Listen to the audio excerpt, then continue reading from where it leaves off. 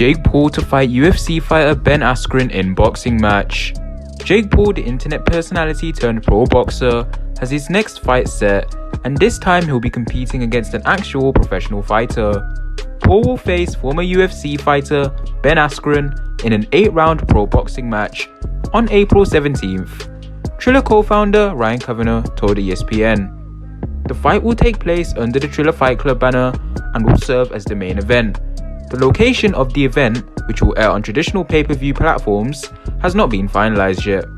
The full card, which is expected to feature familiar names from the world of boxing present and past, as well as other social media celebrities and MMA fighters all competing in boxing matches, will be revealed in the coming weeks. According to Kavanagh, the fight will be contested with 10-ounce gloves in a 20x20 ring. It will also mark the first pro boxing match of Askren's career. "I know Jake is enjoying pretending he's a fighter," Askren says. "I think on April 17th, he's going to have a rude awakening to what being a fighter is really like. Jake has led a privileged life and doesn't really know what the meaning of being a fighter is. I'm going to put his dreams to an end."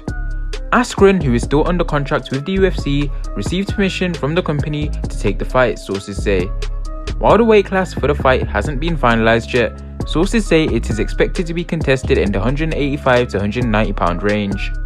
Paul, a 24-year-old who is considered one of the most popular and polarizing personalities on the internet and is the younger brother of fellow social media influencer Logan Paul, has made waves in the boxing world since his debut in January 2020. On that night, he defeated YouTuber Anderson Gibb, real name Ali Louis Al-Fakri, via first-round technical knockout. He followed that up with a second-round knockout of former NBA player Nate Robinson in November.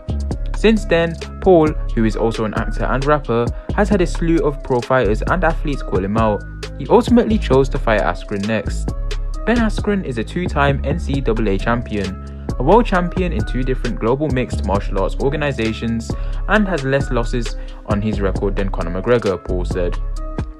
Me, on the other hand, I started 2 years ago with the boxing, and I'm still going to knock him out faster than George Masvidal.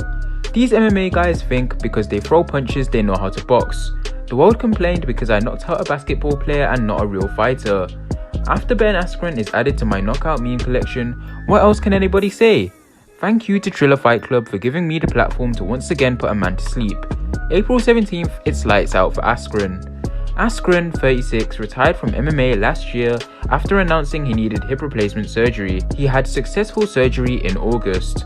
His athletic resume is an impressive one. Among the accomplishments, former 2-time NCAA wrestling champion, a 2-time Dan Hodge Trophy winner, a 2008 Olympian, and a former Bellator and 1 championship welterweight champion.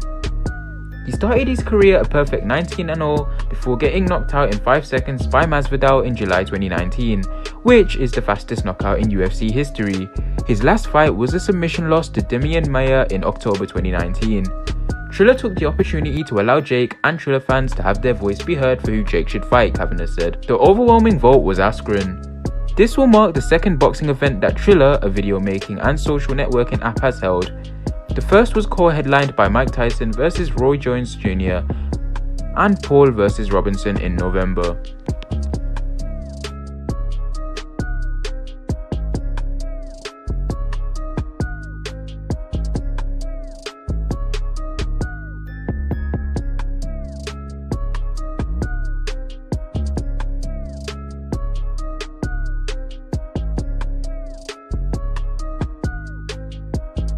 Yes, Mr. Jake Paul, I do accept.